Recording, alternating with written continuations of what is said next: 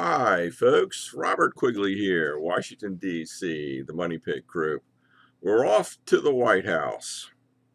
Today, I want to touch on a couple of issues. The first video we're going to do is how we should deal with Mr. Donald Trump. As we can see, Trump is enthusiastically running around the country trying to dominate the Republican Party and eventually put himself back into the White House. I don't want to go over the history here too much because it's all too well known and too frustrating to spend on our channel. But when I get to the White House, there's a very easy way that I'm going to deal with Mr. Donald Trump. Before I give you that answer, I just want to remind the voters of a little bit of my background. As many of you guys know that listen to the introductory video to this channel, you will know that I have a military background in my family. Without going into too much detail, the military background of my family goes all the way back to Revolutionary War days. There hasn't been a conflict in the United States where there was not someone from my family involved in that conflict as either a soldier, a sailor. Most were officers of one form or another. So I have a very long military pedigree in my family. So the reason why I tell you this is because one of my first jobs in the White House is very simple. I'm going to invite Mr. Donald Trump back to the White House, and I'm going to make sure that the leading military officers in the United States military will be on hand to arrest Mr. Donald Trump and take him to the brig. Now, let me explain the reason of why I'm going to do this. And I'm quite surprised that the powers that be today are not catching what I'm about ready to say. But, this is the difference between people who spend their lives trying to be politicians and folks like me who are into the weeds and into the detail of the matter. So what am I talking about? Anybody who is president of the United States is also the commander-in-chief of the armed forces. That's point number one. Point number two, it does not make a difference whether the uniform of the commander-in-chief looks exactly like the uniforms of the Joint Chiefs of Staff, or they look like the uniforms of Wall Street. The clothes that one wears makes no difference.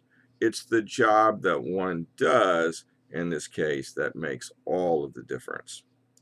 So, without a shadow of a doubt, Mr. Donald Trump was the commander-in-chief of the United States Armed Forces. Therefore, he will be subject to the very strict, very harsh military law. He does not get to escape that because he's wearing civilian clothes. He was doing the job of the commander-in-chief, and this is the highest job in our land. Okay, so that's the general idea, but let me dig a little bit deeper. What in the world did Mr. Donald Trump do wrong? Well, it's very simple. On the day of January 6th, when the Capitol was being rushed by unhappy American citizens, and I will come to them a little bit later, he sat in the White House and he waited. He did not take to the podium and the airwaves, the press room, or get in his car and rush off to the Capitol immediately.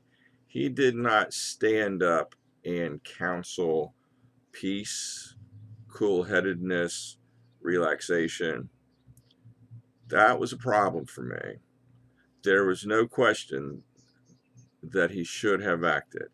Now, when you're a normal civilian, everyday John or Jane in the street, most of the time in life, you don't have a duty to act. You can decide not to do anything. So if you see a car accident and people are dreadfully hurt, there's no requirement that you have to call 911. You can keep on going on your merry way and you can say, well, thank God I had nothing to do with that. I'm going off to do my shopping, whatever it is. Those are the rights of a normal citizen.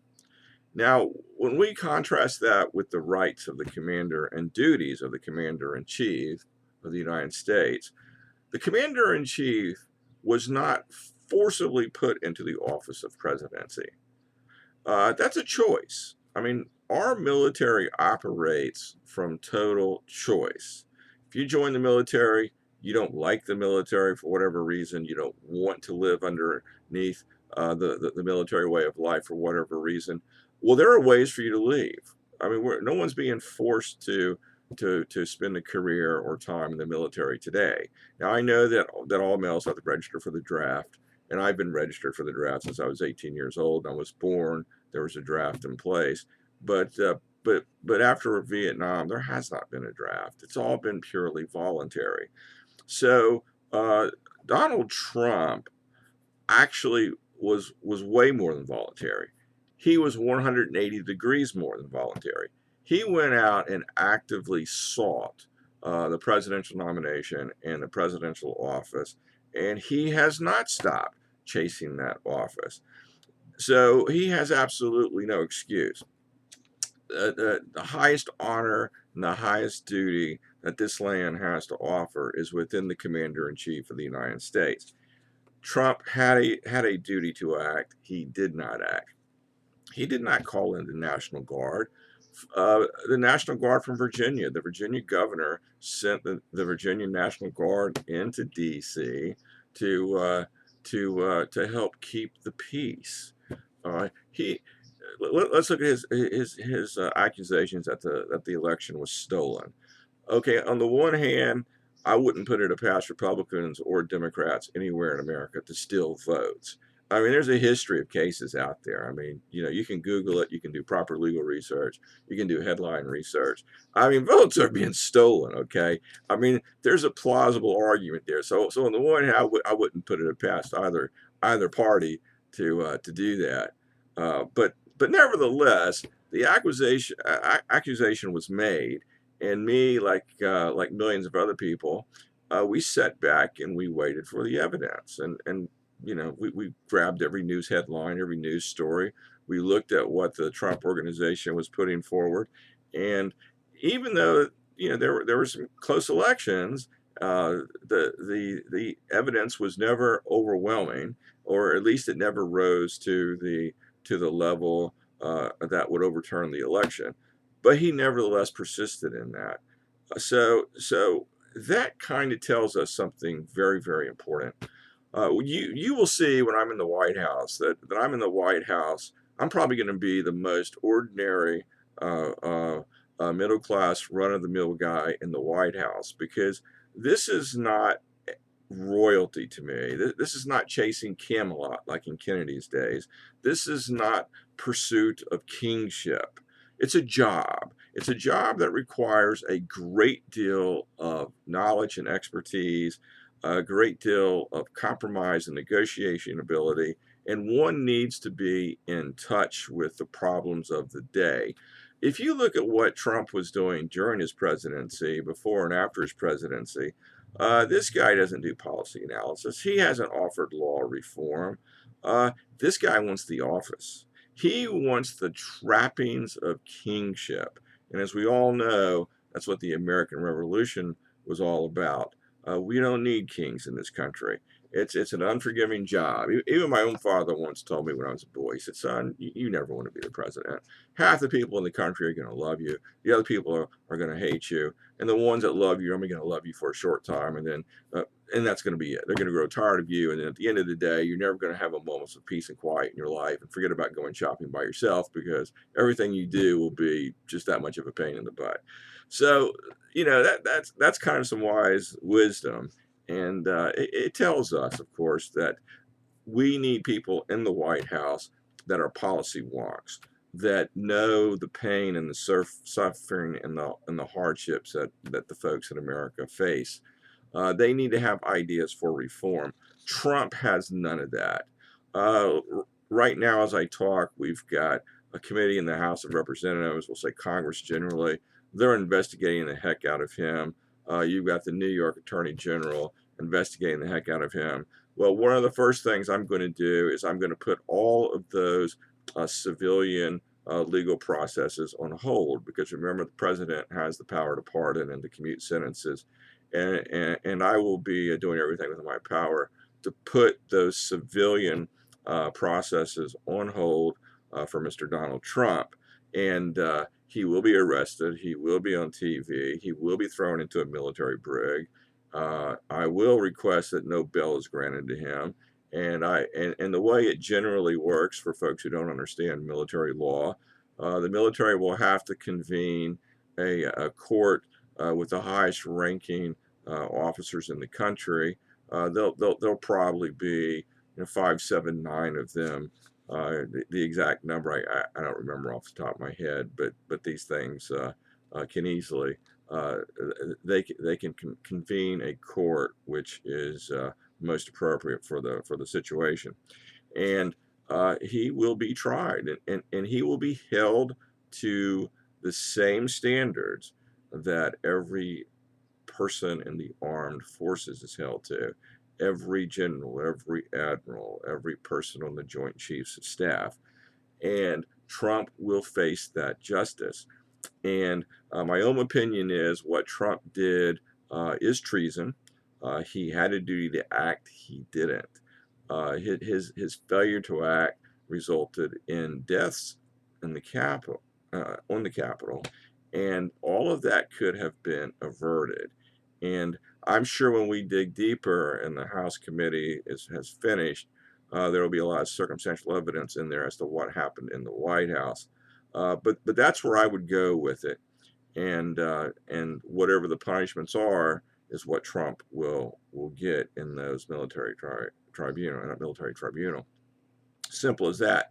Now his sons, on the other hand, I have a strong suspicion that his family members were conspirators with Trump's efforts to overthrow the 2020 election. Now, just let me make a footnote here. Biden's not my most favorite guy in the world, but that's not what I'm talking about here. I'm talking about the honor and dignity of the office of Commander-in-Chief and the presidency of the United States. This is not a place where we want kingship wannabes. This is not a place where we want somebody who is striving for that office because of the trappings of that office. When I get to the White House, I will probably be one of the least traveled presidents in the history of our country. It's a job. I'm going to do that job to the best of my ability. I'm going to make a lot of policy and law changes, and I'm going to solve problems. And then when my term is done, I'm going home, and then somebody else can deal with the world. So going back to his children, they would be they don't fall underneath the same category as Commander-in-Chief, so they would be arrested and put through the federal court system, and they too would be tried for treason and conspiracy to commit treason and all the rest of it. That's my take on how we deal with Donald Trump. At the moment, there's a lot of time being wasted with these civil jurisdictional procedures when we've got a much better way to handle the problem. Okay, with that, in this video, please subscribe to the channel if you haven't subscribed. Put your comments below. Join the conversation. Help me spread the word. Tell me where I'm right. Tell me where I'm wrong. Help me elucidate these ideas. All help is appreciated. We're looking for supporters, and we're looking for foot soldiers. Help us get the job done. Until we meet again.